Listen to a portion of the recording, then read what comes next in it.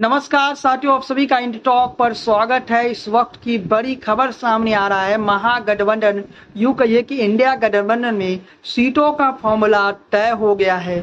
नीतीश कुमार और लालू प्रसाद यादव मुलाकात करते हैं और उस मुलाकात के बाद सब कुछ साफ हो जाता है, स्पष्ट हो जाता है। खबर है कि नीतीश कुमार और लालू प्रसाद यादव ने ये तय कर लिया है कि लोकसभा चुनाव में कितने सीटों पर जेडीयू चुनाव लड़ेगी, कितने सीटों पर आरजेडी चुनाव लड़ेगी और कितने सीटों पर कांग्रेस पार्टी और लेफ्ट चुनाव लड़ेगी।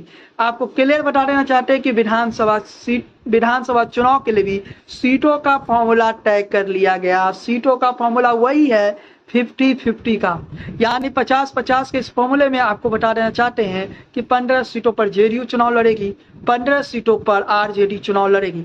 जेडीयू ने एक सीट पर कुर्बानी दे दिया। जो जेडीयू का जीता हुआ सीट है वो कटिहार लोकसभा सीट है। इसके अलावा आपको बताते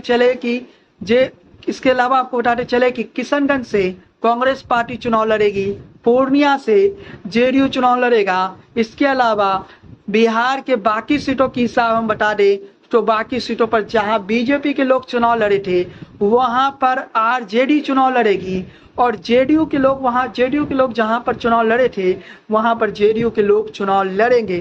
खबर साफ है कि कटिहार की सीट को छोड़ दीजिए तो कोई सीट में आपको परिवर्तन देखने को नहीं मिलेगा।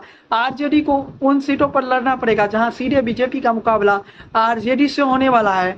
खबर यहाँ पर महागठबंधन की जो है उसके बाद ये तय हो चुका है कि राजनीति अब नई करवट ले चुकी है, राजनीति अब नई दिशा की ओर बढ़ चुकी है। और नया दिशा क्या है तो समझ लीजिए, इस नए राजनीति में, इस नए गेम कहीं ना कहीं नुकसान तो एनडीए का तय है, क्योंकि एनडीए ने ये सोचा भी नहीं है कि महागठबंधन में, बिहार के महागठबंधन, यूं कहिए कि इंडिया गठबंधन में इतनी जल्दी सीटों का बंटवारा हो जाएगा, सीटों का फॉर्मूला तय कर लिया जाएगा और किसी को कोई आपत्ति नहीं होगी। मतलब आप समझ सकते हैं कि बीजेपी के सामने महागठबंधन का एक प्रत्याशी खड़ा रहेगा। और सबसे महत्वपूर्ण बात यह है कि कटिहार लोकसभा सीट वो सीट है जहां पर बीजेपी के लिए ज्यादा महत्व रहती। बीजेपी यहाँ पर काफी सफलता हासिल किए हैं, लेकिन वहां पर लड़ेगा कौन? कांग्रेस पार्टी की तरफ से तारिक अनवर लड़ेंगे। तारिक अनवर कटिहार में काफी लोकप्रिय चेहरा है।